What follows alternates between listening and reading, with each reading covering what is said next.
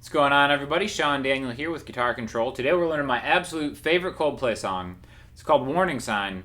Super easy song to play. It is 3 distinct parts, and you might actually find some chords that don't normally go together to make this really just a great song. So make sure you click the link below because I'm going to have the chords that we use along with the lyrics so you can kind of follow along. Now, technically this capo is played with, the song is played with the capo on the 3rd fret. We're just going to do it open. Again, Chris has kind of like a higher voice, so maybe it even fits your voice better and open. If not, if you want to play along, capo is going to be on the 3rd fret. But again, we're just going to do it open tuning, and it's going to sound like this.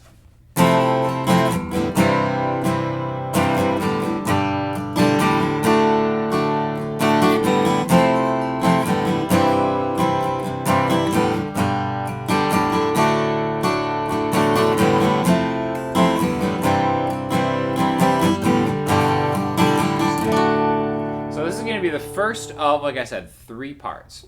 And again, the chords are super easy. You probably already know them. F major. Now we're going to do it in open F major, which is kind of like an F major 7 because it actually really fits the vibe of the song more, and it makes the chords even easier to get to. So what I say by open F major, not a bar chord. You can totally play a bar chord if you want, but we're making this easily accessible for all ages. Pointer finger 1st fret on the B string, middle finger 2nd fret on the G string, pinky 3rd fret on the D string, ring finger 3rd fret on the A string, right? Now I can actually strum all 6 strings. Really, I'm kind of aiming for the bottom 5, the highest 5. And then the reason that I like using this one, aside from it being easier than a bar chord, is because we're going to a C major chord next. Now, this chord voicing really works well by going to this C major. Now again, a lot of people use this C major, which is totally fine, but I like the depth of having a low G inversion underneath this. So the way we're doing it is we're taking an F major chord, you take your ring finger and your pinky, and you move it a string lower. And then with that, now you can move your middle finger, also a string lower. And then there is a C major chord, but really not much difference from this F major chord. F. Okay, now this is a very Coldplay-esque strumming pattern. Lots of people, lots of bands use this, but Coldplay uses this really to the maximum extent. We're taking 8 counts. The first chord gets 3, the next chord gets 5. Okay, so a 3 and a 5 pattern. What that means is if we were just to count it, strum it and count it, 1, 2, 3, 1, 2, 3, 4, 5. 1, 2, 3, 1, 2, 3, 4, 5. So the strumming is going to be like this. Okay, which is really indicative of that count. 1, 2, and 3, and 4. 1, and 2, and 3, 4. That's how you'd count 2 bars of 4.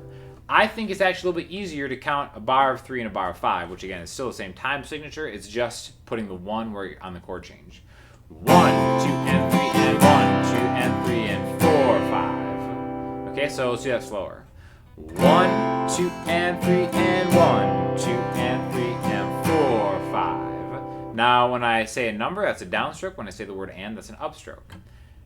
Down, down, up, down, up, down, down, up, down, up, down. 1, 2, and 3, and 1, 2, and 3, and 4, 5, G, 2, and 3, and D, 2, and 3, and 4, 5. Okay? So the next pairing of chords, G major, the way I'm playing it is middle finger 3rd fret on the E string, pointer finger 2nd fret on the A string, ring finger 3rd fret on the B string. Play whatever G chord you want to play. I like this one in context because your ring finger is on the 3rd fret of the B string. So it's easy to keep that there and go to a D major chord where you add your middle finger to the 2nd fret of the high E string, pointer finger to the 2nd fret on the G string, and then just kind of play the bottom 4-ish strings, right? 1, 2, and 3, and 1, 2, and 3, and 4, 5, F to C, G to D, F to C, G to D. Now one thing I did right there is I added a hammer on that C. Which really, Chris Martin does this a lot. The band does this a lot. All it is just within the context of one of those strums, you just take your middle finger off and then back on. So when I hit the downstroke, it's off, and then the middle finger comes on.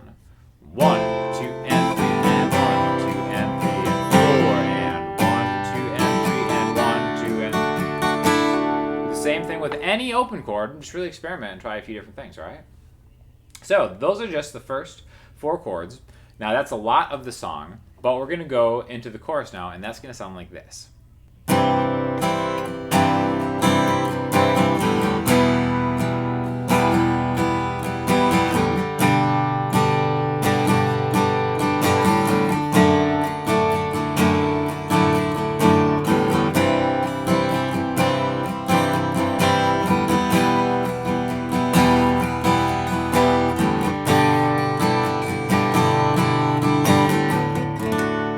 So, now every chord gets its own 8 count. You can still count it as 3 and 5. The chord progression is going to be C major, same as before, E minor, which is new to this song, middle finger 2A, ring finger 2D, and then we go to a G, and then D again. But if you saw it the first time, I didn't go to this D, I went to a low D. When I say a low D, what that means is it's the same chord, but I have the F sharp in the bass. So it's the same exact chord name-wise, but we get a little bit of a fuller sound. And it also acts as a nice transition from a G chord to that D chord instead of a G. But I also think ending the chord progression on this is a nice resolution to whatever you're doing, okay? So again, this is still, we're still gonna count it as 3 and 5 instead of 8. You can count it however you want. I just like doing it this way because it kind of keeps a little bit of symmetry in the way that we're strumming it. But we have a C, 1, 2, and 3, and 1, 2, and 3, and 4, 5, 1, 2, and 3 on E minor, 2, and 3, and 4, 5, G, 2, and 3, and 4, 5, the low D, inversion, back to C,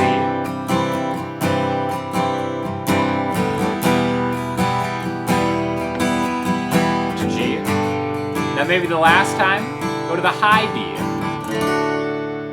And then you can run that right back into the verse chords.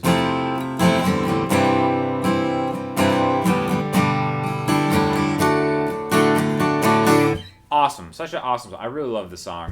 Definitely check it out if you haven't checked it out before. Now, the only part we're gonna do next is gonna be the outro. Definitely a piano kind of outro, but again, we're doing an acoustic guitar version of this. It's really simple. So the outro is gonna sound like this.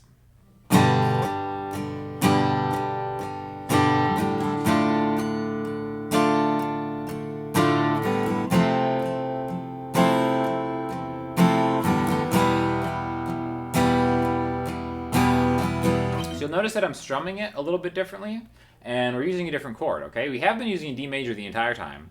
We're gonna go from a G major to a D minor, which again, my ring finger is still exactly where it was before, from a D major, but now we're switching it up, Coldplay outro style, pointer finger first fret on the high E string, middle finger second fret of the G string. Now, in the chord chart, sometimes you'll see this listed as a D minor over F, which is really kind of like a piano inversion way to play it. I think it sounds better on acoustic guitar as just a straight D minor.